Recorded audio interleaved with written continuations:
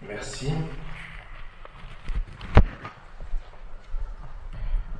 Monsieur l'abbé, le délégué continental des OPM Afrique,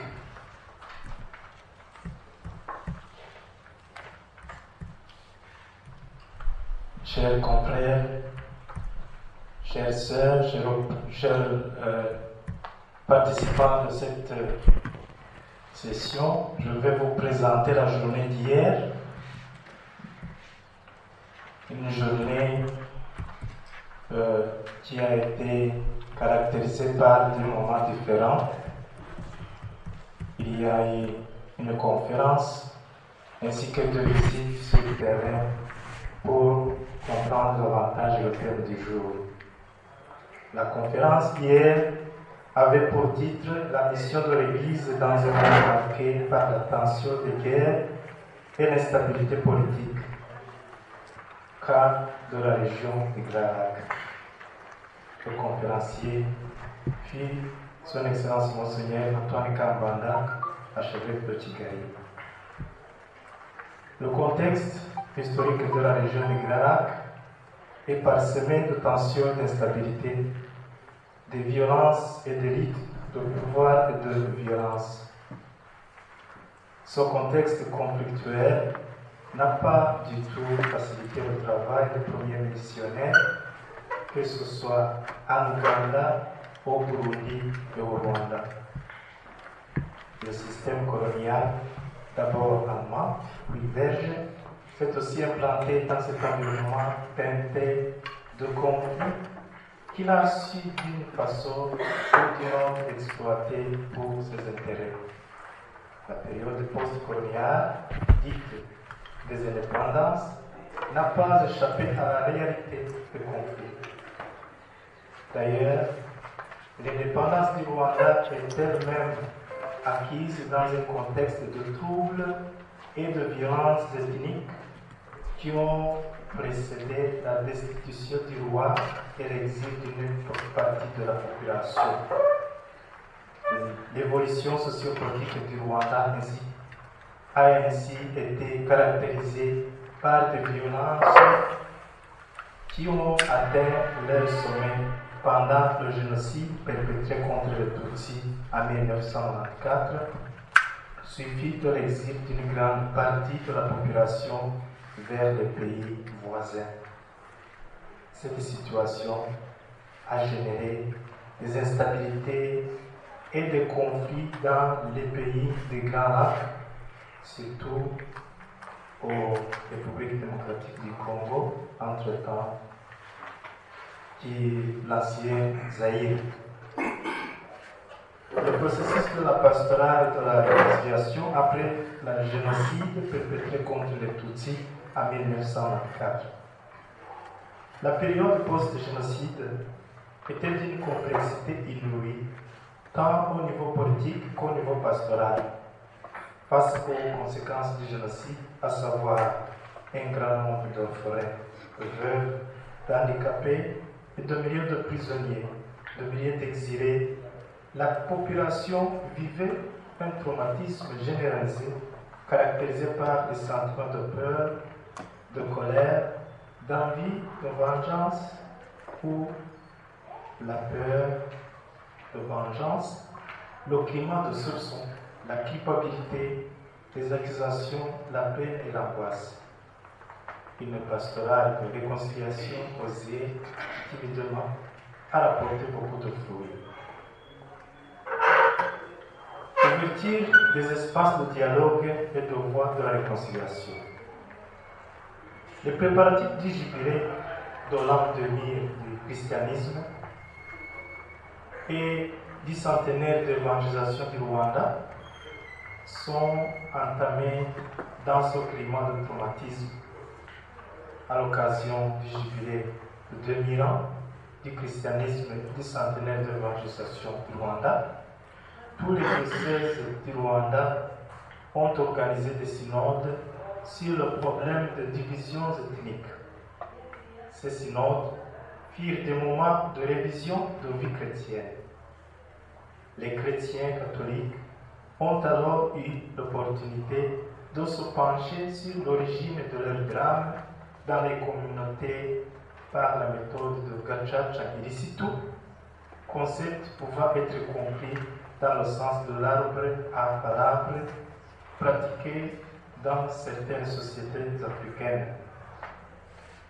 L'objet était de trouver ensemble au niveau de chaque communauté chrétienne, religieuse ou autre groupe constitué l'origine du mal rwandais afin d'arriver à une réconciliation avec Dieu, avec soi-même et avec les autres, conditions préalables pour la reconstruction de la communauté. Dans tous ces diocèses, le doigt a été pointé sur les divisions ethniques exploitées et manipulées par les politiciens pour leurs propres intérêts. Au terme de cet exercice, les résolutions et les stratégies pastorales contenues dans les thèmes conclusifs ont été formulées.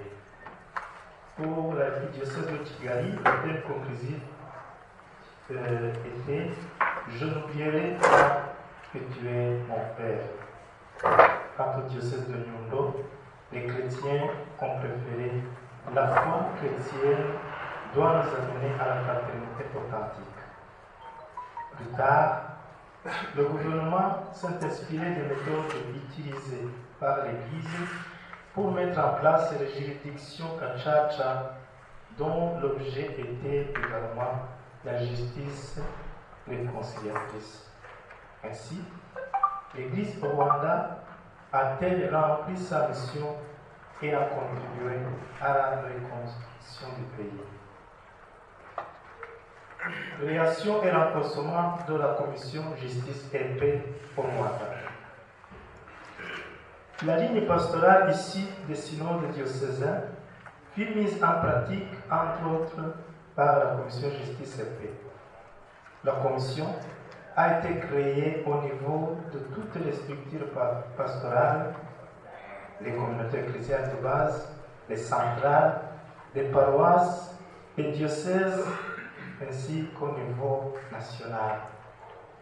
Les ateliers de guérison, de santé communautaire, l'accompagnement socio-psychologique et l'appui matériel aux victimes ont été utilisés comme approche par les commissions de justice et paix. Les initiatives de paix au niveau de la région des Grands Lacs. Les évêques des diocèses de la région des Grands Lacs ont, dans leur organisation sous-régionale, initié des activités et programmes dans le sens de la recherche d'une paix durable dans la région des Grands Lacs. Les frères et sœurs des églises protestantes et anglicanes ont été associés dans cette initiative. Au niveau de la SIAC, il y a eu mise en place d'un plan global quinquennal commun.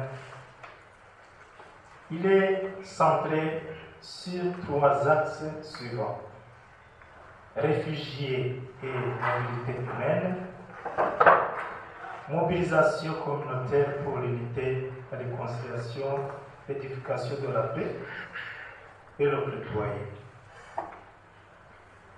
Organisation de conférences et des ateliers sur la paix et la réconciliation, le renforcement de la commission justice et paix en ASEAN, visite des camps de réfugiés au Rwanda et au Burundi, la création d'un institut supérieur pour la paix et la réconciliation ISPR.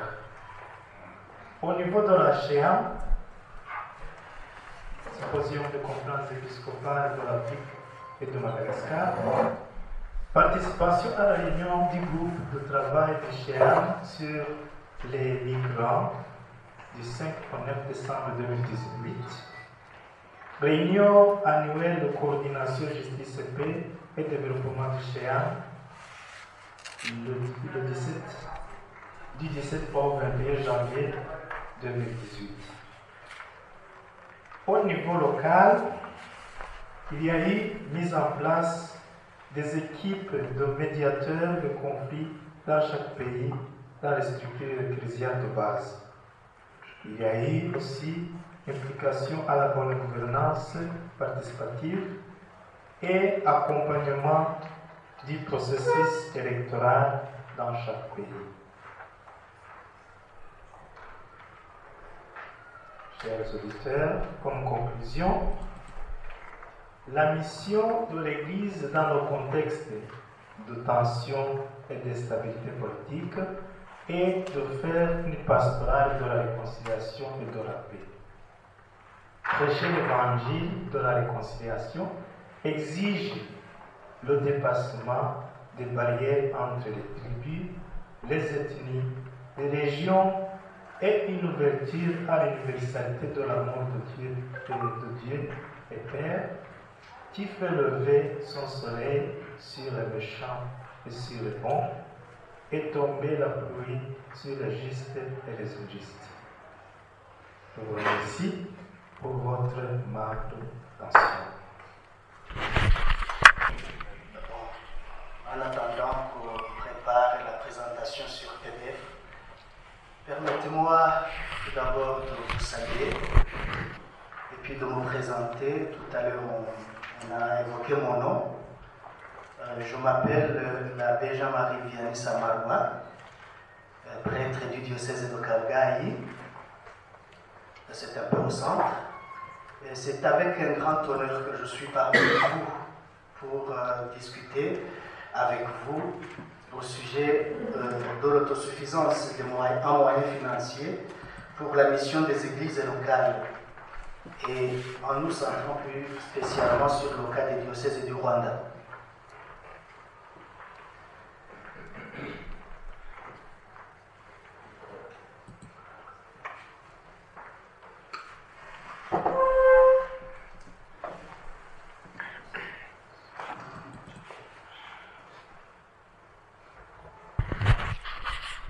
Ce moment de discussion est intitulé « Problématique de l'autosuffisance en moyens financiers pour la mission des églises locales, cas des diocèses du Rwanda ». Nous le savons, la mission de l'Église est de porter la bonne nouvelle jusqu'aux confins du monde. Ça, nous le savons. Nous le savons aussi, la mission d'évangélisation nécessite des moyens autant humains que financiers. Et bien sûr, le rôle de l'Église dans la société n'est pas en premier lieu de courir derrière les richesses de ce monde, de se transformer en quelque sorte en une entreprise lucrative. Mais comment serait-il possible de se prendre en charge, de financer ces activités pastorales, d'assurer la subsistance des prêtres, d'organiser des formations, sans qu'elles nous rassemblent des moyens financiers nécessaires à cet effet? Les églises nées des pays plus développés ont eu le temps d'assurer leur autosuffisance en moyens financiers et ont soutenu pendant longtemps nos églises naissantes et encore jeunes d'aujourd'hui. Cependant, il est grand temps pour nos églises locales de penser à leur autosuffisance en moyens financiers pour la mission, au moins pour deux raisons que je vais évoquer. Premièrement, les devenus des églises d'Europe et d'autres pays développés tend à diminuer ou devient de plus en plus insuffisante au regard des besoins que rencontrent nos églises en pleine croissance. Deuxièmement, une église en croissance, qui se fait donc mature, est aussi une église capable de se prendre en charge financièrement, de sorte qu'il devient impératif pour nos églises locales de trouver des stratégies durables d'autofinancement. Je voudrais proposer en ce moment une réflexion en ce sens, basée sur l'expérience des diocèses du Rwanda. Nous verrons tout d'abord en quoi et pourquoi l'autosuffisance financière est nécessaire pour nos églises locales. Ensuite, nous parlerons des sources de financement que peuvent mobiliser nos églises locales. Et enfin, l'expérience des diocèses du Rwanda nous aidera à discuter les initiatives prises, leur réussite ou leurs échecs, ainsi que les pistes qui pourraient guider les initiatives d'autofinancement afin de mieux réussir. Commençons donc par le premier point. Financer les activités missionnaires, une nécessité pour la modernité des églises locales.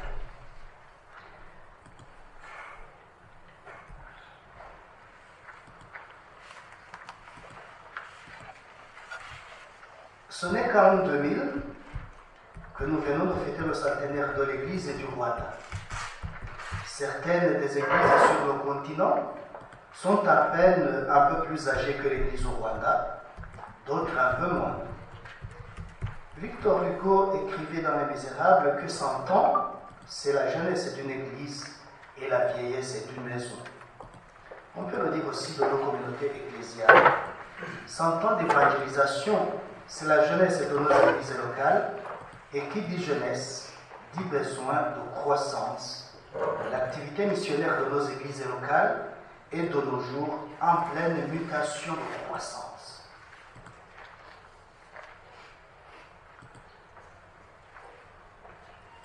Il y a 100 ans, l'image du missionnaire était un prêtre marchant sur des collines encore en brousse, à la rencontre des autochtones peu ou pas formés à la foi, peu ou pas scolarisés.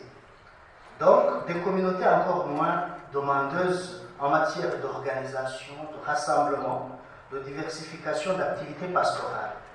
Aujourd'hui, nos pays ont développé des réseaux routiers, entrés dans l'ère de l'urbanisation.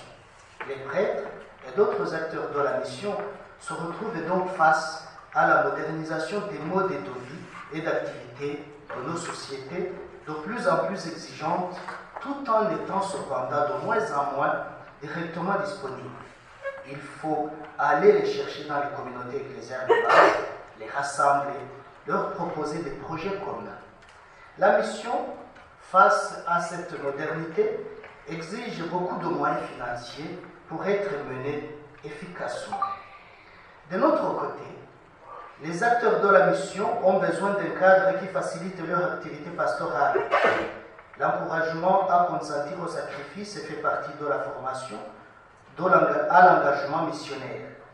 Mais pousser loin l'idée du sacrifice peut quelquefois conduire à ce que ces acteurs travaillent dans un climat de frustration et de découragement face à l'insuffisance des moyens adéquats en vue de l'accomplissement de leur mission. Les moyens financiers facilitent leurs tâches et sont ainsi une bonne incitation pour ceux qui sont dans le ministère et même pour ceux qui voudraient s'engager dans le ministère. Ainsi, nos jeunes églises locales ont besoin de plus de moyens financiers pour répondre à ce changement d'environnement missionnaire. Des véhicules pour la bonne gestion des visites auprès des fidèles, l'entretien des églises pour qu'elles soient plus accueillantes, la caritas, la pastorale et des groupes, notamment les jeunes, les veuves, les salariés, etc.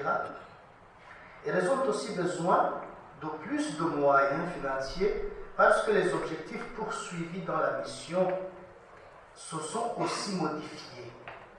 L'enjeu actuel n'est plus de faire plus de baptisés, mais de chercher comment rendre les baptisés plus forts dans la foi et plus participatifs dans la consolidation de leur communauté. D'où la nécessité de nombreuses formations, sessions, visites des communautés ecclésiales de base, et donc aussi le besoin de conséquents frais de fonctionnement. On parlerait de téléphone, d'internet, de livres, de formateurs, etc. Mais d'où peut provenir ces moyens financiers? C'est l'objet de notre deuxième point. Les sources de financement, actuellement, ont connu un changement de paradigme à tenir en compte. Du début de l'Église au Rwanda jusque dans les années 90, les ressources financières pour financer la mission provenaient en très grande majorité des églises de l'Europe occidentales, notamment des subsides de Rome et des aides en provenance des pays d'origine des missionnaires européens.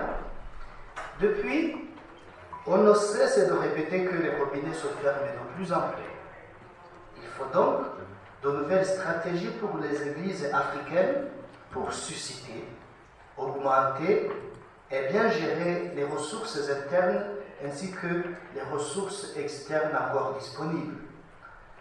Dans le souci de parvenir petit à petit à l'autosuffisance financière, les églises locales doivent maintenant réfléchir à la structure de leurs ressources financières.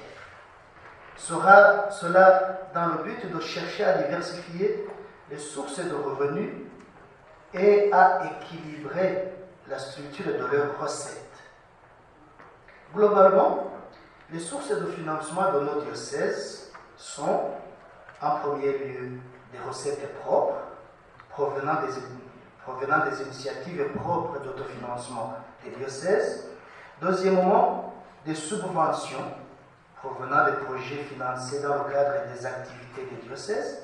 Troisièmement, des subsides et dons, principalement des subsides en provenance du Saint-Siège et des églises occidentales pour soutenir l'activité missionnaire des églises pauvres. Et quatrièmement, ce que nous pouvons appeler d'autres recettes, ça veut dire des collectes, des emprunts bancaires, etc. Le degré d'autosuffisance atteint par un diocèse sera donc mesuré à partir du poids qu'ont les recettes propres dans la totalité des recettes collectées. Les recettes propres ont leur source, à leur tour, dans deux principaux postes suivants. Tout d'abord, il y a l'investissement. Il s'agit de générer des revenus propres, prévenir l'avenir, s'assurer des aléas du futur. Investir consiste à consentir au sacrifice pour aujourd'hui en vue de sécuriser l'avenir. Tout investissement de nos diocèses devrait donc s'assurer de la rentabilité de l'investissement fait et non pas chercher à suivre simplement un effet de mode. L'investissement ne doit pas être une simple exposition de la richesse. Au Rwanda, l'investissement se fait et au niveau des économies généraux des diocèses, pour les finances générales du diocèse, et au niveau des paroisses, pour l'autofinancement des paroisses. Deuxièmement, les fonds propres proviennent de la participation financière des fidèles. Il s'agit d'éveiller les communautés au sens du bien commun, car la communauté de mission, en tant que volet actif de la communauté, est une composante essentielle de la communauté des fidèles. Bien que la plupart des fidèles dans nos diocèses soient encore pauvres et qu'ils attendent la plupart du temps de l'aide de l'Église plutôt que d'aider financièrement la mission, il y a depuis récemment dans les diocèses du Rwanda une dynamique remarquable d'autofinancement des paroisses. Actuellement, la très grande majorité des paroisses sont financièrement autonomes. La participation financière des fidèles, jointe aux petits projets d'autofinancement, permettent aux finances des paroisses à assurer l'économie locale des paroisses, restauration, frais d'entretien des maisons, etc. Les déplacements des prêtres, il y a des paroisses qui parviennent à s'acheter une voiture qui finance le carburant, ainsi que des financements des activités ordinaires de la mission. Le degré d'autofinancement des paroisses au Rwanda est vraiment très louable, alors que jusque dans les années 2000, les paroisses demandaient encore presque tout à l'économie générale. On remarque qu'après l'effort fait par les diocèses à inciter les paroisses à se prendre en charge, les paroisses ne demandent presque plus rien aux économies généraux pour leurs propres activités missionnaires. Cependant, les recettes provenant de la participation des fidèles sont encore très faibles au regard des besoins en place. Il faudrait petit à petit habituer les fidèles à la mentalité d'une participation financière active, chacun selon ses moyens bien sûr. l'idée est en tout cas que si les fidèles participent activement aux activités de la mission, ils comprendront facilement que c'est leur mission et qu'ils sont donc tenus de la financer. Mais il faut tout de suite insister sur le fait que la réussite de ces stratégies d'autoprise en charge repose sur un pilier essentiel. Ce pilier est la bonne gestion des ressources financières. On aurait beau chercher des financements, internes comme externes, mais avec une gestion paternaliste des biens de l'Église, comme nos diocèses y ont longtemps pris l'habitude, il serait impossible d'avancer sur la voie de l'autofinancement financier. Ce que j'appelle ici une gestion paternaliste, c'est l'habitude qui ne subsiste que dans nos diocèses et paroisses des églises d'Afrique notamment, où le responsable d'un service gère les biens de l'institution comme un père le ferait des biens de sa maison. Ce sera la situation où, par exemple, le responsable, évêque ou prêtre, se prend à la fois pour le chef d'entreprise, le directeur financier, le comptable, le caissier et même le magasinier. Je me souviens qu'il y a une fois un ami ivoirien qui m'a parlé d'un évêque qui avait son économat général en poche. Donc, qui avait de l'argent en poche et qui distribuait de l'argent comme il faut. Je ne sais pas si c'est vrai, je n'y ai pas été. Mais c'est cette manière de gérer qui, des fois, fait que nos diocèses et nos paroisses gaspillent un peu les ressources financières, le peu de ressources financières dont nous disposons.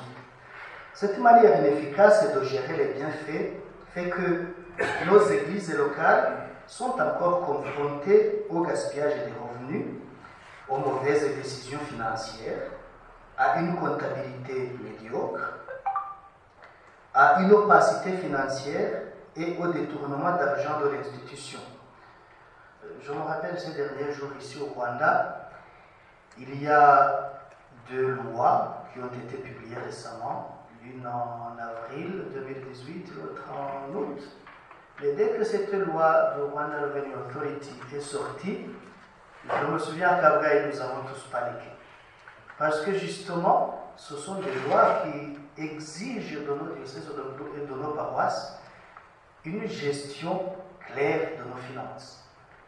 Et comme la plupart du temps, la manière dont nous dépensons l'argent n'a pas de pièces justificatives, n'a pas de comptabilité claire, donc nous avons tous paniqué et nous sommes en train de chercher justement comment harmoniser la comptabilité de nos paroisses pour répondre à cette exigence de la loi. Eh bien, cette manière de gérer doit nous rappeler que la gestion des biens d'une institution n'a rien à voir avec la gestion de mon argent de poche. Celui qui gère son argent de poche n'a de compte à rendre à personne. Il n'a d'ailleurs pas besoin d'une comptabilité spéciale. Il comprend qu'il a peut-être fait de mauvais choix seulement le jour où, dans le besoin, il découvre subitement que sa poche est vide. Mais celui qui gère des biens d'une institution doit comprendre qu'il doit rendre compte à l'institution elle-même et aux générations futures qui auront besoin de cette institution après lui. Normalement, les lourdes erreurs dans la gestion des biens publics doivent être punies par la loi, ce qui n'est pas encore le cas dans la gestion des biens de nos diocèses. Pour migrer de la gestion paternaliste des biens de l'Église vers une gestion professionnelle, il faut que dans le diocèse, les instances de décision soient organisées en une concertation élargie et non reposées sur une seule personne, qu'il soit évêque ou économe général ou curé.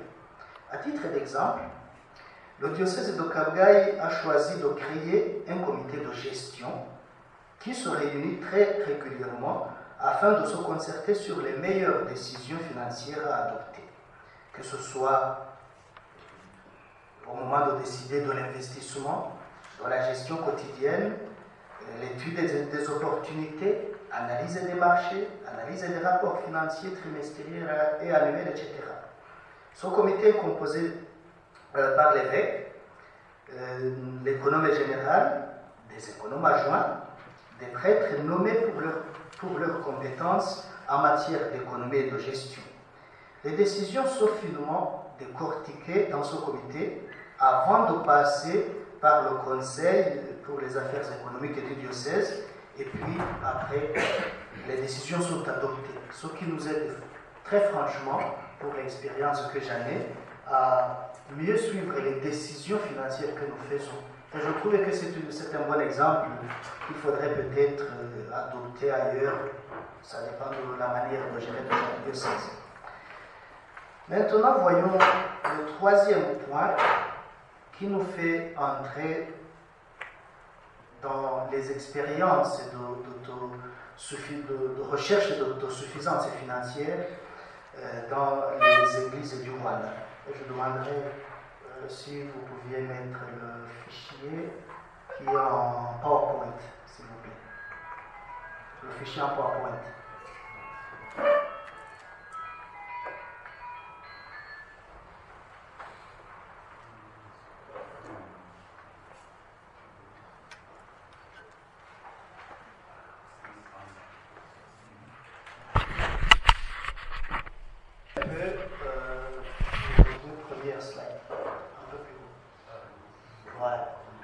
Il faudrait peut-être pour comprendre ce que nous sommes en train de dire, je voudrais qu'on affiche la carte des diocèses du Rwanda, parce qu'on va maintenant essayer de courir un peu partout dans ces diocèses pour voir les initiatives qui ont été prises, et pour essayer de voir l'analyse des réussites, ou bien aussi des problématiques qui sont posées par les choix d'autofinancement. Je pourrais diviser en 3 périodes les efforts des diocèses et du Rwanda dans la prise de conscience et dans la recherche de l'autosuffisance en moyens financiers. J'espère que ce n'est pas la première fois que vous voyez la carte du Rwanda. On va sans doute montrer. Nous avons des diocèses, au centre il y a Kigali, et puis il y a des diocèses frontaliers qui sont Gisenyi, Ruhengeri, Byumba, Kibungo. Est-ce que tu peux, deuxième slide, please. Voilà, donc Nyundo, Ruhengeri, Byumba, Kibungo, Butare, Gikongoro et Kyambuku. Et Kabgayi qui est aussi au centre. Donc, le premier temps, la première période, c'est le temps de petites entreprises locales. Très tôt, les premiers missionnaires se sont attachés à créer de petites entreprises locales à côté d'autres investissements à vocation caritative comme les églises, les écoles et les hôpitaux. Ainsi, l'imprimerie de Kabgayi, créée en 1932 par le père Charles Emery de la Société des missionnaires d'Afrique, était au départ une toute petite entreprise avec pour vocation d'imprimer les toutes premières publications en Kinyarwanda, notamment Kinyamateka, plus tard Gobe, ainsi que les livrets de catéchèse, etc. Actuellement, elle est devenue une grande entreprise sur le marché national et participe en tant qu'unité de production à l'autosuffisance financière du diocèse de Kabgayi. Nous pouvons citer aussi les anciennes menuiseries, briqueteries, etc., fondées par des pères blancs un peu partout dans les diocèses du Rwanda pour financer les premières constructions des bâtiments en dur au Rwanda. Il faut remarquer que toutes ces initiatives ont beaucoup aidé les diocèses, alors trop jeunes, à se construire et à faire face aux besoins de la mission d'évangélisation avec les moyens du temps qui étaient le leur. La deuxième période après cette période de petites entreprises fondées un peu partout dans les diocèses. C'est le temps de grandes entreprises à capitalisation conjointe. Je vais donner 3 exemples de ces entreprises. D'abord, je donnerai l'exemple de GMECA. C'est la gestion des missions de l'Église catholique. Créé par les Pères Blancs, GMECA Rwanda était un bureau de coordination de toutes les affaires matérielles et financières des diocèses du Rwanda. Au départ, c'était une entreprise multitâche: importation, transport, bureau de change, quincaillerie, alimentation. Elle a même fait des activités de banque, en quelque sorte, parce qu'elle recevait de l'argent des clients et redistribuait cet argent autrement. Tout passait par GMECA. Plus tard, GMECA devint une grande entreprise dont les parts étaient détenues par les diocèses, jusqu'à ce qu'en 2005, après être tombé en déficit, GMECA Rwanda fut réduite à GMECA Petroleum, une société par action à responsabilité limitée, avec comme activité l'importation, la distribution et le transport des produits pétroliers. Actuellement, GMECA Petroleum est exploité par une tierce personne qui s'est engagée à éponger les dettes que GMECA Rwanda avait envers divers créanciers. Le deuxième exemple, c'est la CORAR. C'est la compagnie rwandaise d'assurance et de réassurance. C'est une compagnie créée en 2000. CORAR a donné au diocèse des dividendes pendant 3 ans, avant d'être contrôlé par Saham Assurance en 2014. Et cette année, Saham Rwanda vient d'être à son tour racheté par Sanlam, une compagnie d'assurance basée en Afrique du Sud. Je commenterai après pourquoi je donne ces informations. Le troisième exemple, c'est Centenary House. Centenary House, peut-être ceux qui ont pu circuler un peu ici dans la ville, vous l'avez déjà vu. C'est un immeuble commercial construit de 2000 à 2004 et appartenant à Caritas Rwanda et cofinancé par Caritas Rwanda et CORAR.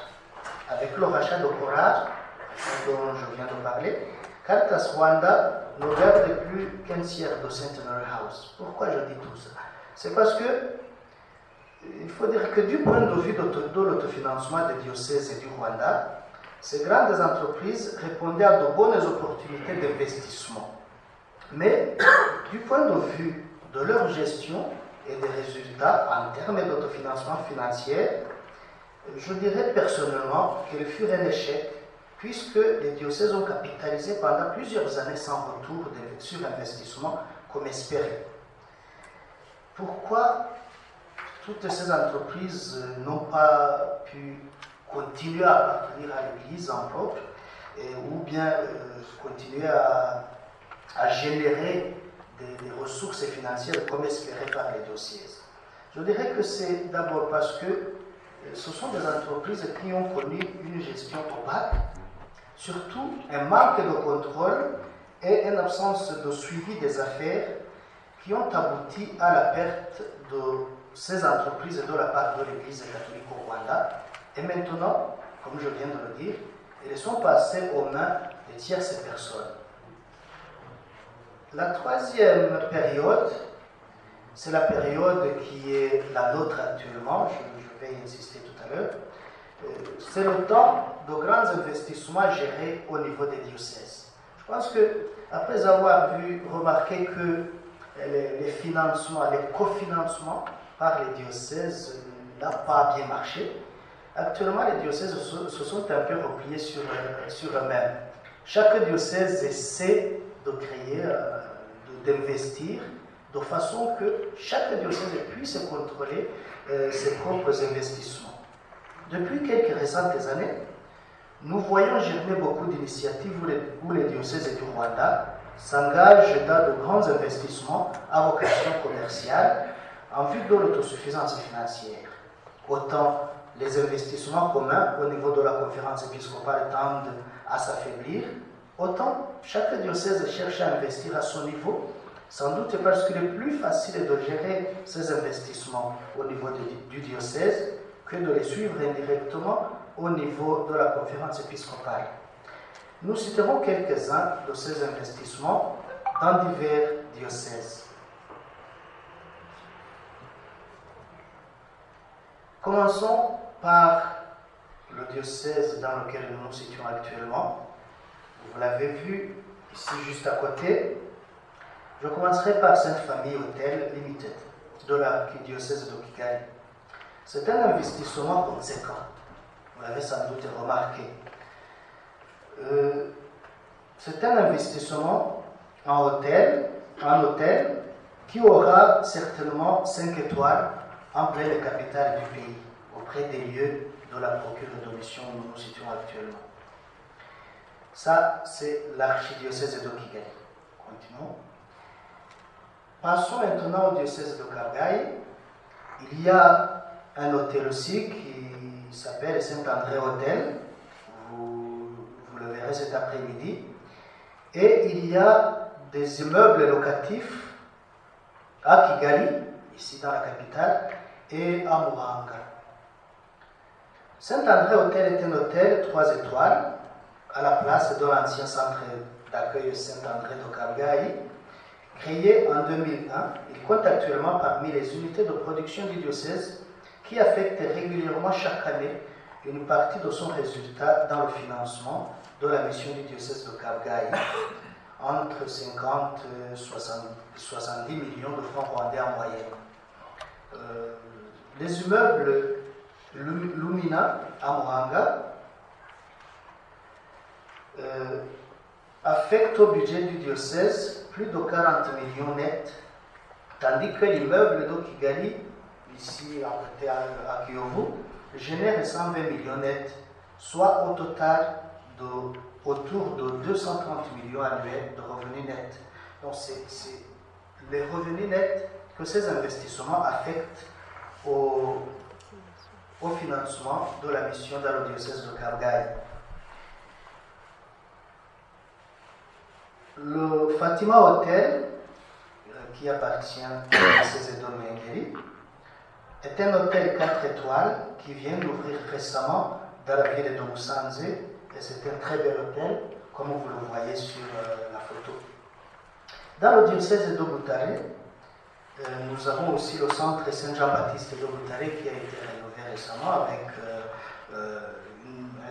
un immeuble à 2 niveaux. Dans le diocèse de Nyundo, nous avons le Kivu Peace View Hotel, voilà, qui est juste à côté du lac Kivu, un très bel emplacement. Il y a aussi le centre d'accueil Saint-François-Xavier à Gisenyi, le Home Saint-Jean à Kiwuye, le centre d'accueil de Kigufi. Et donc, quand on regarde, on voit que tous nos diocèses ont essayé d'investir depuis quelques années. Que dire de tous ces investissements? Tous ces investissements ont pour but d'augmenter les recettes propres dans le budget global des diocèses. Je vous donne à titre d'exemple le budget du diocèse de Kabgayi en 2018 comptait 69,5% des recettes propres réalisées. Donc le reste étant les recettes provenant de l'extérieur. Donc pour dire que l'autofinancement est possible une fois qu'on a bien ciblé les investissements et calculé aussi les revenus attendus. Nous nous acheminons vers la fin de cette conférence avant de discuter de ces initiatives. Mais avant de terminer, je voudrais pointer quelques risques à éviter et aussi voir comment ces investissements pourraient mieux atteindre leur but. Pour que de telles initiatives réussissent, il ne suffit pas d'investir en espérant que ça marchera. C'est la plupart du temps, je dirais, le risque que nous prenons, mais sans avoir au préalable calculé comme de vrais investisseurs. Donc, il ne suffit pas d'investir en espérant que ça marchera. Il faut surtout avoir une vision réaliste des affaires. Car pour qu'un investissement réussisse, il y a quelques règles qui doivent être respectées. Tout d'abord, il faut éviter ce que je pourrais appeler la tentation d'une manifestation artificielle de la prospérité. Pourquoi je dis ça? La plupart du temps, il nous arrive de penser qu'avoir une bonne idée, avoir une vision, penser à un grand hôtel, penser à un grand immeuble, suffit pour nous, pour que nous y mettions beaucoup de moyens. Je donne un exemple. La plupart du temps, les plus grands investissements que nous faisons, ce sont des investissements financés par crédit. Mais financer quelque chose par crédit, nous oublions que le crédit ne nous appartient pas, c'est l'argent d'autrui. C'est la banque qui te prête de l'argent, tu construis ce que tu veux, mais derrière tout crédit, surtout quand c'est un crédit conséquent, un crédit d'autour de 8 milliards, 5 milliards, ce n'est pas rien. Donc il faut penser à la capacité de remboursement que nous avons. Par exemple, il y a certains investissements que nous remarquons dans nos diocèses où chaque mois il faut rembourser, je ne sais plus, beaucoup de millions de francs rwandais chaque mois. Quand on a construit sur 5 ans et qu'on vient de passer 5 ans en construisant, en consommant le crédit, et que par exemple le bâtiment pour lequel nous avons investi n'a pas encore fonctionné, à ce moment-là, nous passons beaucoup de temps à supporter le poids du crédit, alors que l'investissement ne participe pas encore au remboursement du même crédit. Il y a un investisseur d'ici à Kigali qui m'a dit comment il a construit un grand immeuble sur crédit, mais il s'est arrangé de sorte que cet immeuble soit construit en 6 mois maximum. Comme ça, il était sûr que l'année suivante, quand il allait commencer à rembourser son crédit, son investissement devait participer au remboursement de son crédit. Mais la plupart du temps, quand nous investissons dans nos diocèses, nous prenons ce risque, peut-être avec une bonne idée, mais avec un mauvais calcul d'investissement. Donc, parmi ces règles qui doivent être respectées, je dirais qu'il faut cibler d'abord une clientèle sûre et investir à hauteur de celle-ci. En d'autres termes, éviter de vouloir tout simplement suivre la mode et construire quelque chose de très grand sans avoir au préalable calculé si la clientèle suivra. Deuxième règle, il faut bien observer la concurrence locale et nationale et se mesurer avec justesse à elle. Pourquoi je dis ça? La plupart du temps, nous voyons, par exemple, dans les exemples que je vous ai donnés tout à l'heure, il y a beaucoup d'hôtels. Beaucoup d'hôtels. Pourquoi? Parce que maintenant, peut-être, les hôtels marchent bien au Rwanda. Mais quand on investit en hôtel, avons-nous calculé la concurrence qui est à côté de nous? Ça, c'est un problème. On peut faire un bel hôtel, mais si on n'a pas calculé, si on n'a pas bien observé la concurrence locale et nationale, des fois, on risque de ne pas pouvoir rembourser le crédit qui nous a aidé à construire justement. Troisième règle, il faut toujours prendre de bonnes décisions d'innovation afin de prendre les devants sur la concurrence. L'innovation.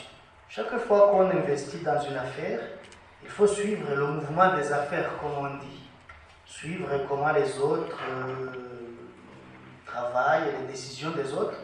Et ça demande justement une gestion très claire des affaires. Pas seulement si une personne veut suivre tout seul son entreprise, ça ne marchera pas. C'est pour ça que justement il y a dans des entreprises des conseils d'administration qui suivent des affaires, qui analysent les rapports, qui voient les autres opportunités qui les sentent, etc. Quatrièmement, et c'est très important, j'insiste, il faut assurer une gestion saine et concertée au niveau du diocèse et de ses services. Je vous ai dit tout à l'heure que la plupart de grandes entreprises que le diocèse avait cofinancées, la plupart du temps ont connu des problèmes de gestion et que c'est pour ça que ces entreprises ont disparu ou se portent mal actuellement. Cinquièmement, il faut bien affecter le résultat en pensant à la mission du diocèse et aux réserves nécessaires pour l'accroissement des affaires. Je dis ça parce que la plupart du temps, ce que les gens ou bien les prêtres, la plupart du temps, pointent du doigt au niveau des diocèses, c'est que les diocèses investissent en demandant à tout le monde de faire sacrifice, et puis ça passe une année, 2 ans, 3 ans, 4 ans, sans voir le retour sur l'investissement. Puis on se dit, mais finalement, pourquoi avons-nous fait ce sacrifice? Et si donc à la fin l'affaire tombe en déficit, c'est catastrophique. À ce moment-là, il faut vraiment que, au niveau du conseil d'administration et des décideurs du diocèse, chaque investissement soit orienté à l'affectation pour la mission. Sinon, on peut penser que d'ailleurs la plupart du temps les gens pensent comme ça ici au Rwanda, on peut penser que les diocèses veulent s'enrichir juste pour avoir de l'argent, alors que si le diocèse investit, j'imagine que c'est justement pour qu'à la fin, le résultat de ces investissements puisse aider à la mission. En conclusion, je dirais que les diocèses du Rwanda ont pris conscience de la nécessité de l'autosuffisance en moyens financiers pour la mission.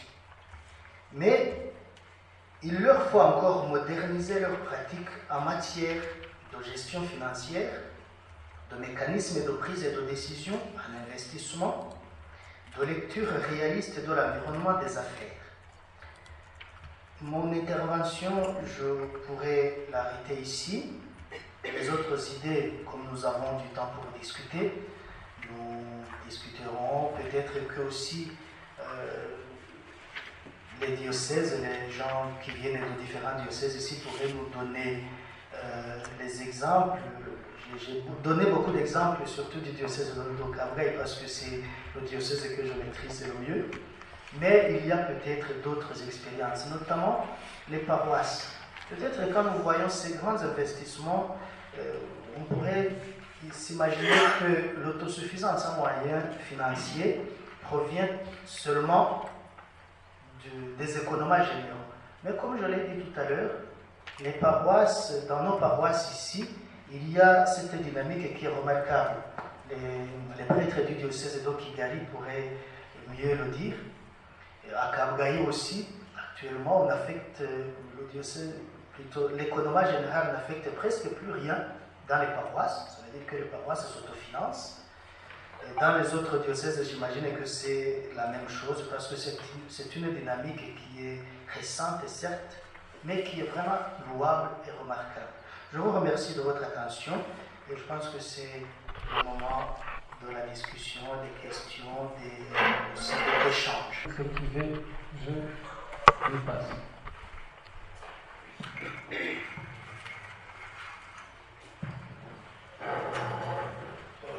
Georges Naïbou Diaboui,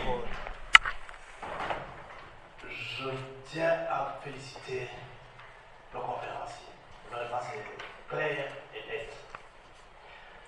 Vous avez dit que l'investissement des diocèses doit servir prioritairement aux missions de l'Église du diocèse. Avoir les investissements que le diocèse du Rwanda font, c'est vraiment très bien. Mais je voudrais, si ce n'est pas indiscret, vous poser une petite question. Comment ces investissements se répercutent sur, la vie du diocèse en général, sur la vie des ouvriers apostoliques dans le diocèse? Parce qu'on n'investit pas pour investir, mais on investit pour enléger mieux dans l'exercice de la mission. Merci.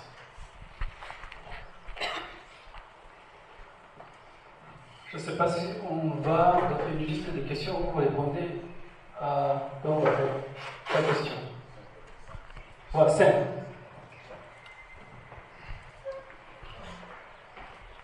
Merci. Je voudrais vous remercier pour votre riche exposé qui nous éclaire dans la façon de bien investir et aussi dans la façon de financer la mission pour bien accomplir notre mission justement. La première question, c'est pour vous demander si tous ces hôtels dans les différents diocèses qui ont été construits ont été en totalité financés par les crédits bancaires. C'est la première question.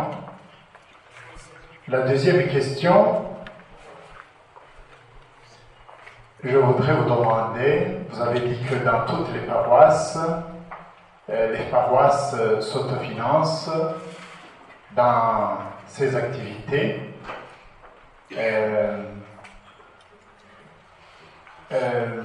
Quelles sont les activités que la paroisse prend en charge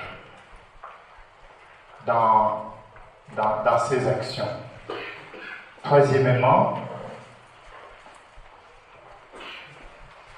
j'aimerais vous demander, pour les projets d'investissement au niveau de la conférence épiscopale, ou bien je dirais au niveau des activités interdiocésaines,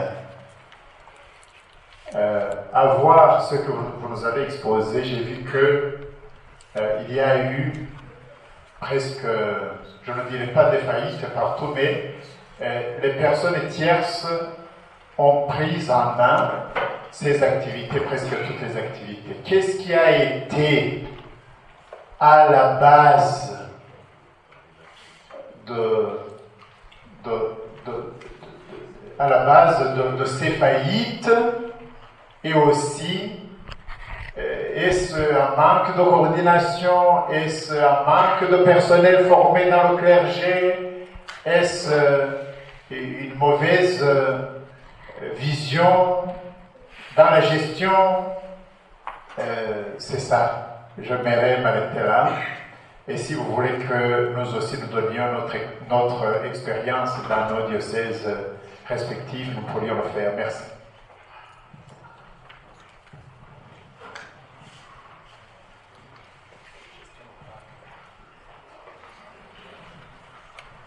Merci. Moi aussi, je suis très content de votre exposé sur l'autoprise en charge ici dans l'église du Rwanda. Mais j'aimerais savoir d'abord, pour arriver à ces investissements, quelle est la qualité des relations entre les prêtres et l'évêque? Parce qu'il y a un présupposé, on peut investir et le projet ne trouve pas l'assentiment de tous les prêtres, ou de l'évêque, je ne sais pas, ça dépend des paroisses. Je voulais savoir quelle est la qualité des relations au niveau du presbytérium pour arriver à promouvoir un dossier grand projet.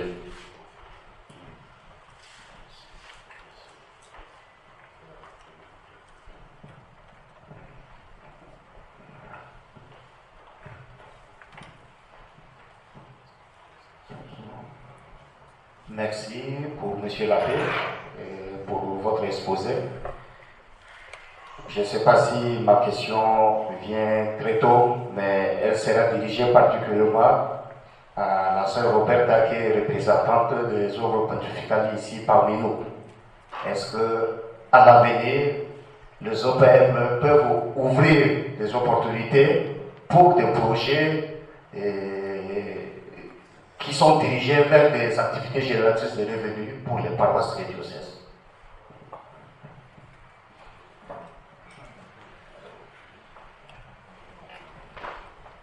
S'il n'y a pas une dernière, on passe le micro au conférencier. Donc, vos remarques et questions qui sont très intéressantes. Tout d'abord, la question de savoir comment les investissements de l'Église se répercutent sur la vie des diocèses et sur la vie des ouvriers apostoliques ou missionnaires. Comme je l'ai souligné tout à l'heure, c'est un point essentiel si l'on veut juger de l'opportunité des investissements que font nos diocèses. Eh bien, j'ai donné un exemple, je donnerai d'abord l'exemple du diocèse de Cap-Gaï, comme je l'ai dit. Les investissements faits, peut-être parce que ce sont des investissements qui viennent de passer quelques années opérationnelles. Chaque année, chaque unité de production affecte une partie de son résultat au fonctionnement du diocèse, pour assurer par exemple les intentions de messe des prêtres, financer les autres activités, les formations et tout ça. Et d'autres investissements, bon, je ne pourrais pas m'y exprimer immédiatement parce que la plupart du temps ce sont des investissements qui sont encore nouveaux, qui n'ont pas encore produit de résultats réels. Mais il faut, comme vous l'avez dit, insister sur le fait que tout investissement soit orienté vers la mission.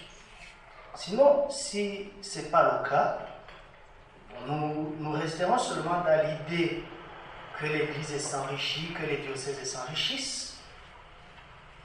D'ailleurs, la plupart du temps, on ne voit pas la traçabilité de cette richesse une fois que cette richesse n'a pas servi à financer la mission. Et donc, il faut vraiment toujours avoir en tête que tout investissement sera dirigé pour faciliter la mission, la vie du diocèse, ainsi que la vie des ouvriers missionnaires. Mais quand on regarde de petits investissements des paroisses, par exemple, ça a des répercussions visibles sur la vie réelle des paroisses et de la mission, des activités des paroisses. Donc, il y a quand même un impact visible. Ces grands investissements, c'est autre chose. Il faudra voir dans quelques années ce que ça va produire. Si ces investissements donnent des résultats conséquents, pourquoi pas? Il faudra penser justement à cette affectation à la mission.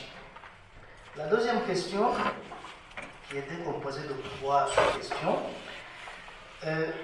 D'abord, vous demandiez si les hôtels qu'on a vus tout à l'heure ont tous été financés par des crédits bancaires.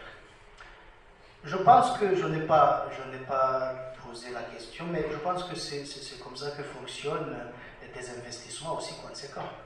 Aucun diocèse ne pourra dire qu'il a trouvé 8 milliards comme ça en poche pour investir. Donc, il y a quelque part des crédits bancaires et des crédits conséquents. Mais il y a ces hôtels ont été investis à différents niveaux. Par exemple, l'investissement qui a servi à construire la Sainte Famille Hôtel ici à côté est très conséquent par rapport à l'investissement qui a servi à agrandir l'hôtel Saint-André à Cap-Gaï. Et donc la charge aussi est beaucoup plus conséquente, la charge de la dette sera beaucoup plus conséquente pour Kigali que pour l'hôtel 3 étoiles à Cap-Gaï. Donc, il y a quelque part un crédit bancaire derrière ces investissements, quoi qu'il en soit. Et deuxième question, c'était de savoir, dans les activités des paroisses, ce que la paroisse prend en charge dans ses actions. Tout à l'heure, je disais que peut-être les prêtres du diocèse de Kigali pourraient nous donner un témoignage clair, que lorsque la vie de la paroisse est large. La vie de la paroisse est large, il y a les sacrements, la mission, les visites des communautés ecclésiales de base, la vie des prêtres, la restauration des maisons, tout ça. Tout ça est financé par les recettes propres des paroisses. Et c'est vraiment remarquable, c'est ce que je disais tout à l'heure. Quand on le voit, quand on compare les paroisses des années 90, ici au Rwanda, et qu'on les compare avec nos paroisses actuellement, il y a eu un grand changement. Avant, je me souviens à Cap-Gaï, quand je suis devenu prêtre, tout jeune prêtre en 2004, le curé allait régulièrement à l'économie générale pour demander l'argent pour la subsistance des prêtres, pour acheter de quoi manger, pour acheter du carburant, tout ça. Mais actuellement, le curé ou tout prêtre vient juste à l'économie générale, juste pour récupérer ses intentions domestiques, sans plus. Et puis, toutes les autres activités se font et se financent par la paroisse. C'est ce que je disais, que c'est vraiment un effort louable et qu'il faut continuer. Troisièmement, vous demandiez au sujet des investissements au niveau de la conférence épiscopale, qu'est-ce qui n'a pas marché. Je l'ai dit, ma lecture est que, en fait, ces entreprises répondaient tout d'abord à de très bonnes idées, à mon avis. Très bonnes idées, très bons. Comment dire? Il y avait des opportunités réelles, financièrement parlant, économiquement parlant. Mais, à mon avis, ils ont été gérés non pas de manière professionnelle. La gestion, je disais tout à l'heure que la gestion d'une entreprise qui a autant d'argent n'est pas une gestion qui est faite par une seule personne. C'est impossible. Il faut qu'il y ait des contrôles à des niveaux divers. Et donc, toutes ces entreprises ont été, à mon avis, mal gérées parce qu'il n'y avait pas justement des gens. Quand il y a un investissement, il faut voir dehors comment on fait, et qu'on sait qu'il y a vraiment intérêt, on ne laisse pas passer même une petite erreur, quand on a intérêt. Mais quand il y a quelqu'un qui gère et qui vient, qui vous dit que les affaires marchent bien, mais que vous n'avez aucun moyen de contrôle, eh bien, soyez sûr que ça finira par vous échapper. C'est comme ça que fonctionne l'argent. La plupart du temps, on a confiance à une personne. On se dit que cette personne est visionnaire. Mais quand il n'y a pas de contrôle, eh bien, ça finit entre les mains d'autrui. C'est ce que nous voyons actuellement. Donc, je dirais que, pour moi, c'est une mauvaise gestion, tout simplement. Ou bien, on n'a pas su où se trouvaient vraiment les intérêts, parce que les autres qui voient des intérêts savent comment vous prendre votre investissement. C'est comme ça que fonctionnent les entreprises. La troisième question, c'est la question que vous avez posée concernant la qualité des relations entre les prêtres et l'évêque pour que les investissements soient possibles. Je pense que c'est un point très essentiel. J'ai dit qu'au niveau des diocèses, un évêque peut par exemple décider d'investir. C'est possible. Mais une fois qu'il n'y a pas, je veux dire, d'entente au niveau du presbytérium, de sorte que les prêtres soient au courant de ce qui se fait, la plupart du temps, ça cause de grands problèmes. À la fois, les prêtres, surtout quand ils ont une vie difficile, qui se disent pourquoi prendre cet argent pour construire des maisons alors que nous avons une vie compliquée, difficile, ça cause de grands problèmes.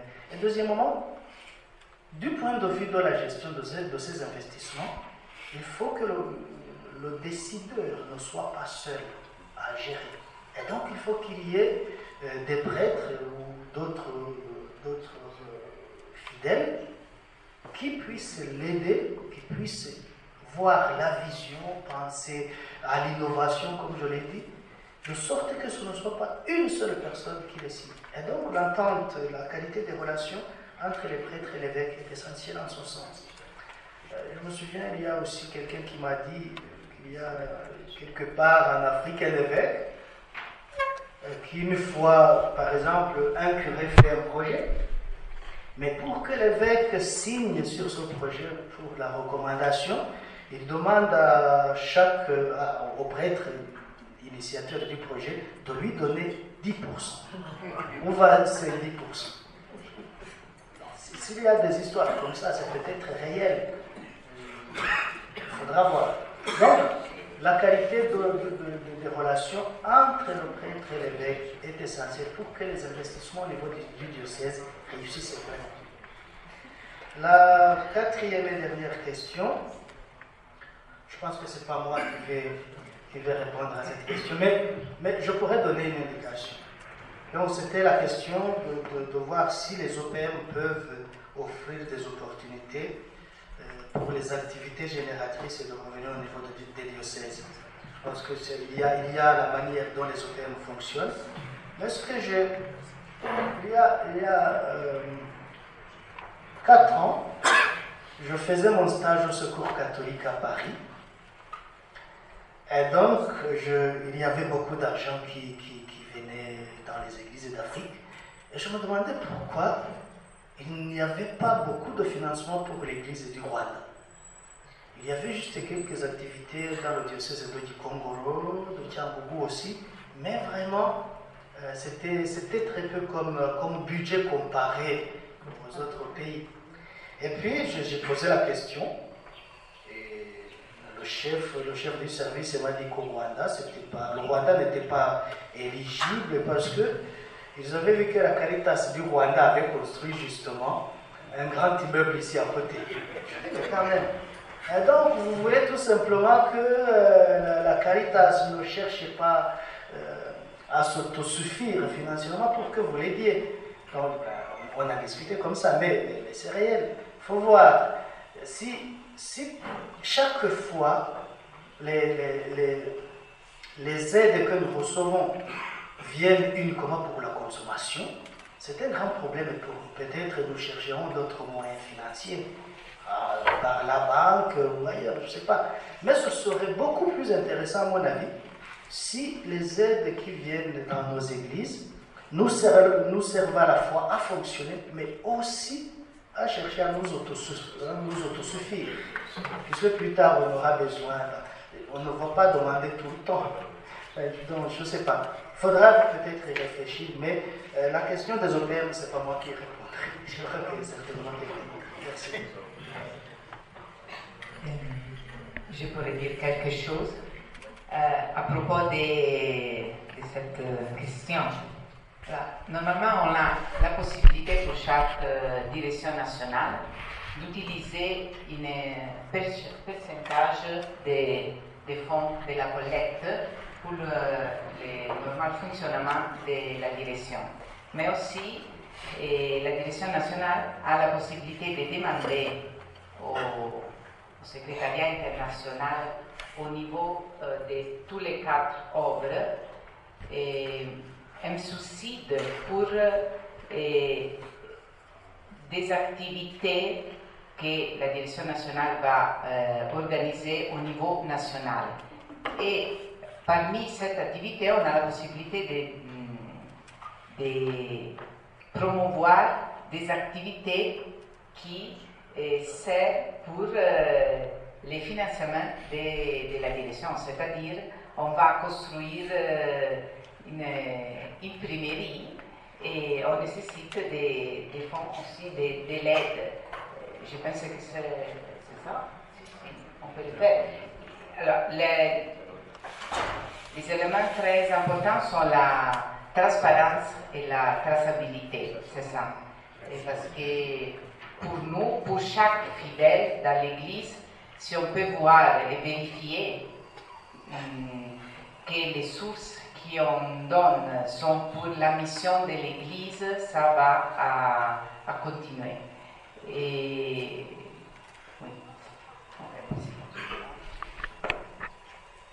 C'est le recteur du Grand Séminaire de Bujumbura. Je vous rappelle qu'on présentait des financements et ils n'ont pas été faits. Grâce à un missionnaire qui était à Kinshasa, comment il s'appelle encore, le père Yann.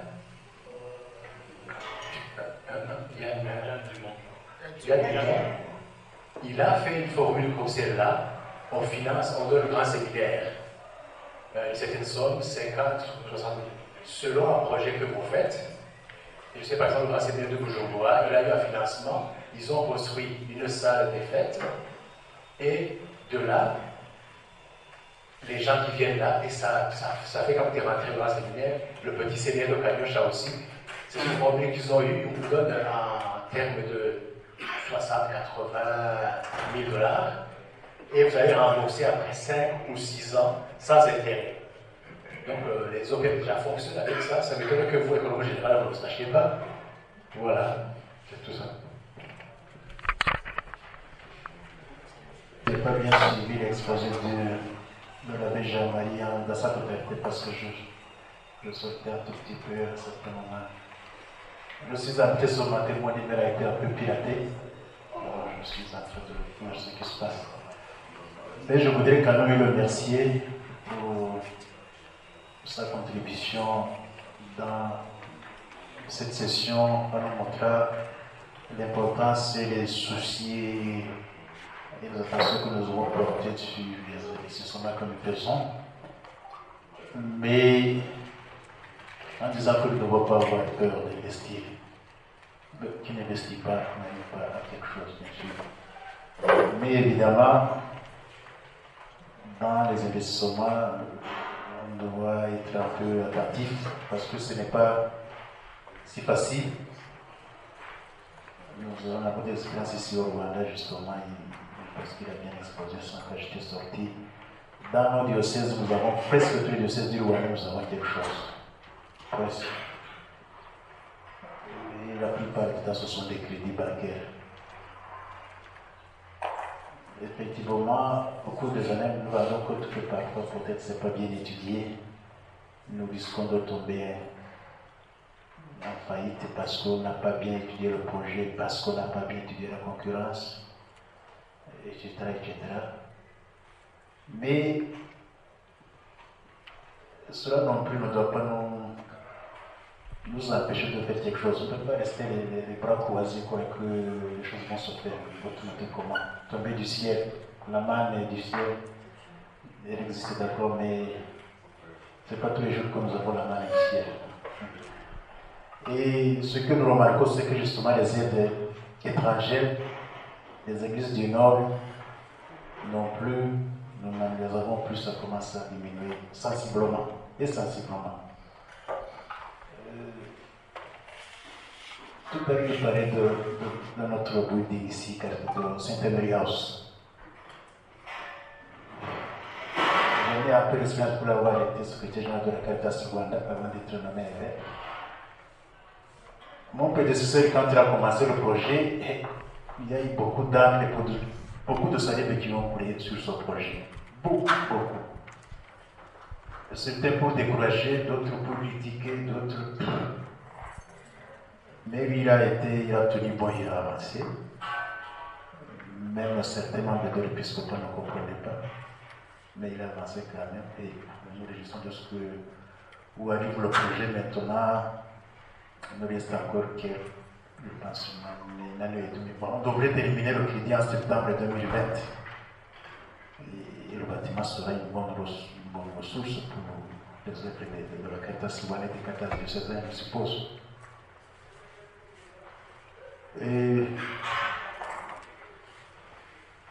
Mais évidemment, ici au Rwanda aussi, nous avons notre poids lourd dans nos investissements parce que ici au Rwanda, le regard des impôts, ce que nous appelons Rwanda Revenue Authority, est très sévère. Très sévère. Au sujet des impôts et des taxes. Nous risquons aussi de travailler pour le gouvernement rwandais et ne rien gagner pour nous-mêmes si nous ne faisons pas attention dans la gestion, dans la comptabilité. Ça, c'était notre défi que nous rencontrons, et dans les diocèses, et dans les paroisses, et dans toutes sortes d'unités de production. Parce que Rwanda Revenu a les yeux ouverts sur toute entrée commerciale. C'est pour dire aux Rwandais qui sont ici, nous devons faire attention, mais aussi aux autres qui sont venus des autres pays. N'ayez pas peur, parce que si on n'investit pas, on n'arrive pas à quelque chose. Donc, seulement investir intelligemment et suivre intelligemment et une gestion bonne et saine, et éviter que ce soit un investissement personnel que ce ne soit pas l'évêque qui décide tout seul ou l'économe général qui décide tout seul, comme l'a bien signalé l'abbé Jean-Marie, qu'il y ait un comité de gestion qui suit les choses. C'est ce que je voulais ajouter tout simplement, c'est ce petit commentaire. Et ajouter un petit commentaire, peut-être que l'abbé Jean-Marie va me compléter comme économiste. Moi, ça vient spontanément. Peut-être vous pouvez vous demander pourquoi, dans nos diocèses, même au niveau de la conférence épiscopale, on a beaucoup investi dans le domaine des constructions. Au fait, nous avions des contraintes. C'était comme une sorte d'oppression. Vous savez qu'au Rwanda, c'est un petit pays, nous avons un problème de terrain. Alors, il y avait un slogan, on disait, c'est l'Église catholique qui occupe une grande partie de la terre. Alors, on était obligé d'exploiter ces espaces. Alors, si on doit exploiter ces parcelles, on doit le faire à deux niveaux. Il y a le niveau des constructions et le niveau du domaine agricole et élevage.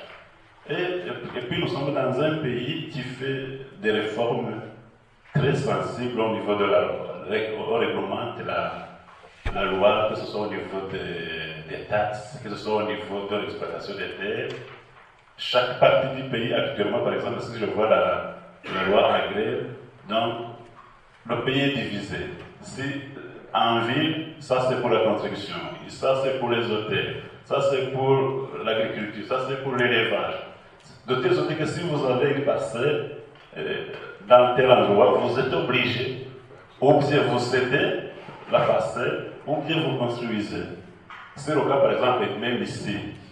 Vous le savez, les évêques nationaux, nous avons même le cas au niveau de notre conférence épiscopale.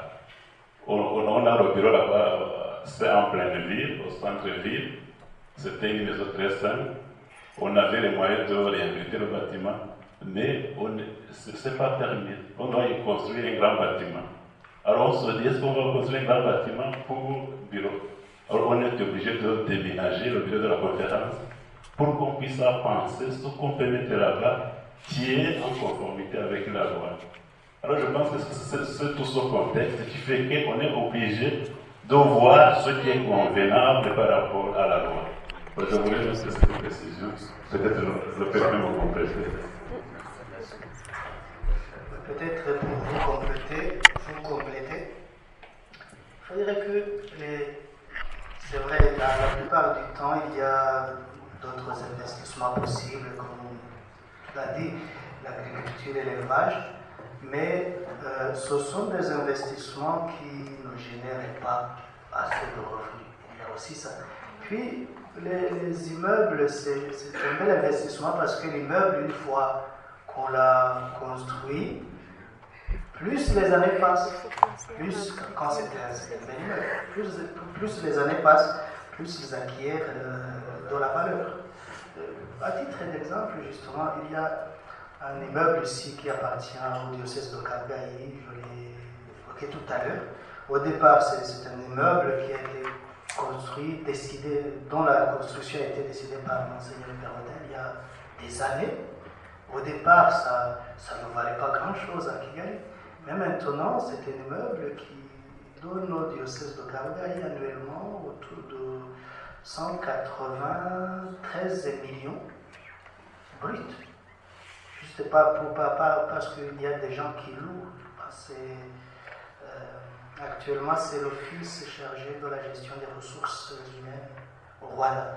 Et donc, plus les années passent, plus les immeubles acquièrent de la valeur.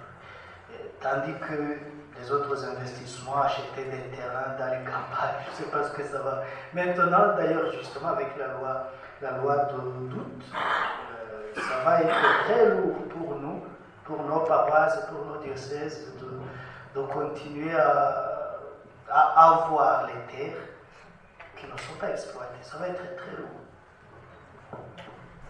Merci, M. l'abbé. Vous avez appelé en cause le diocèse de Kigali, la JDD de Kigali, pour certains aspects de prise en charge. Mais ce que je voudrais dire, c'est au niveau des paroisses surtout. comme vous l'avez dit, toutes les paroisses prennent en charge tous leurs besoins. Et cela a été facilité par la mise sur pied des conseils paroissiaux pour les affaires économiques. Là, ça a été très important puisque ce sont les laïcs qui organisent tout, qui font des collectes, qui demandent aux communautés de base ce qu'il faut faire, mais surtout qui initient les projets d'autofinancement de la paroisse. Avec les prêtres de la paroisse, ils font ces projets pour assurer aussi la continuité. Parce que très souvent, quand un curé quitte la paroisse, il avait décidé d'élever des poules. Après, celui qui vient dit je voudrais élever des porcs. Alors, il liquide tout et puis on recommence à la case départ toujours. Alors, quand il y a un conseil paroissial pour les affaires économiques, il est professionnellement accepté de gestion. C'est ce point que je voulais souligner essentiellement. Et ça marche bien. Et tous les besoins de la paroisse et du prêtre aussi. Même les intentions de messe, vous dites qu'à Kabgaï, on va prendre les intentions de messe à l'économie diocésain. À Kigali, les intentions de messe sont assurées par la paroisse, même les assurances maladie. C'est la paroisse. Merci.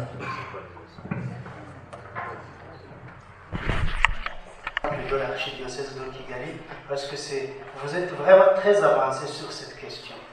Je disais que peut-être dans d'autres diocèses, on essaie, c'est pas encore facile et partout, mais à Kigali, ils sont très avancés. Il faudra vraiment discuter avec les prêtres de Kigali qui sont ici présents pour voir les mécanismes que vous avez adoptés et surtout la transparence dans la gestion, la manière de discuter avec les fidèles, de laisser les fidèles participer dans la vie, parce que c'est leur mission justement. Merci beaucoup. Sur ce point de la transparence, parce que chaque année là, il y a une semaine, chaque paroisse vient exposer dans des salles avec tout le presbytérium, le budget, son budget, ce que vous consommez dans ce domaine, c'est la transparence. Vous dites pour la consommation à la maison, à table, on consomme 10 millions, vous dites comment? Votre frère à côté consomme 1 million, vous consommez 10 millions. Il faut quand même redimensionner. Alors, cette transparence, ça fait de dire telle paroisse de ville vit comme ça, telle paroisse de campagne vit comme ça. Alors, ça crée moins de remous aussi. Ça crée la communion. Alors, ce qui aide aussi, c'est que nous avons un fonds diocésain de solidarité. Il y a des paroisses qui ont des budgets assez consistants. Alors, il leur est demandé de payer 20%, 15% de leur budget dans la caisse qui doit, dans le fonds de diocèse de solidarité, pour redistribuer cela aux paroisses de campagne qui en ont besoin pour ces projets, pour les moyens de déplacement, etc. Merci. Merci beaucoup.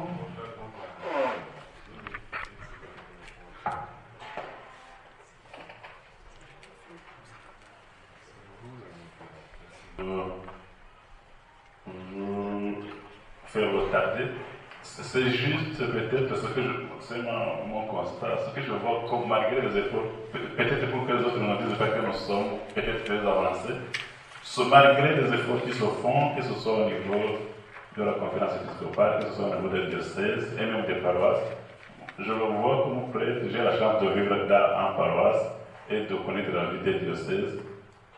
Ce que je vois, d'après moi, comme défi, nous avons un défi de planification à long terme, surtout au niveau des paroisses. Je ne sais pas ce qu'il en est au niveau des autres diocèses, mais quand je vois dans mon diocèse et d'autres diocèses que je connais, même des plans stratégiques qu'on a, c'est peut-être au niveau des services généraux, mais au niveau des paroisses, même les réalisations qu'on a, c'est toujours un plan opérationnel pour une année. Et cela fait que je le vois par exemple quand je dois organiser les collectes pour les OPM. Des fois, j'attends certains curés des paroisses qui disent non, vous demandez trop, monsieur l'abbé, puisque nous, on doit aussi faire la collecte pour construire la chapelle d'une succursale, on doit faire la collecte pour construire une petite salle de catéchèse. Puisque toutes les choses sont en une année, on a besoin de beaucoup de choses pour que les activités soient opérationnelles. Mais je vois ce défi de planification à long terme. Avec ce manque, on risque de fatiguer nos chrétiens. Et ça fragilise aussi la solidarité. C'est comme si les diocèses et même les paroisses, on est centré sur les propres besoins et on ne pense pas à ces activités de solidarité. Pour moi, quand j'essaie d'analyser, je dis que ce n'est pas un manque de planification à long terme. Avec cette planification, on prévoit presque même les risques. Voilà, c'est un petit commentaire. D'après moi, c'est mon avis.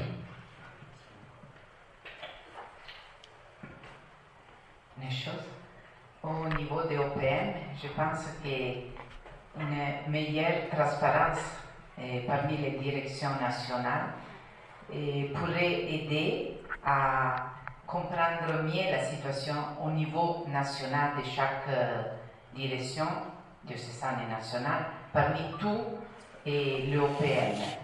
Et avec cette meilleure transparence, on pourrait grandir dans la communion et la solidarité. Parce que si on a la transparence parmi nous, on peut avoir confiance de coopérer mieux. Merci. Je pense que ce que vous avez évoqué est très, très vrai. Nous avons un problème de long terme dans les paroisses. Même les projets qui sont initiés par un curé, le curé suivant, on n'est pas sûr qu'il comprendra le même projet, ni s'il pourra le gérer comme c'était prévu. Et je pense que c'est une culture qu'il faut que nous commencions à cultiver chez nous déjà. Savoir que quand on commence un projet ou un financement, ce n'est pas pour nous. Nous y passons, mais il faut que ce soit justement traçable, lisible, clair, de sorte que l'autre qui viendra après moi se retrouvera. Je me souviens d'un exemple, il y a quelqu'un un curé qui a fait un projet d'élever les canards.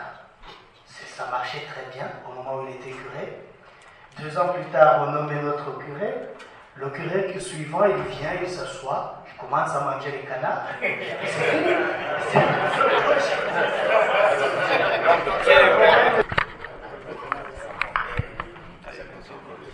Merci beaucoup. Quand on était arrivé, on avait vu écrit quelque part semaine du budget. C'est ça que je voulais savoir comment ça se passe. Est-ce qu'ils participent à cette semaine du budget,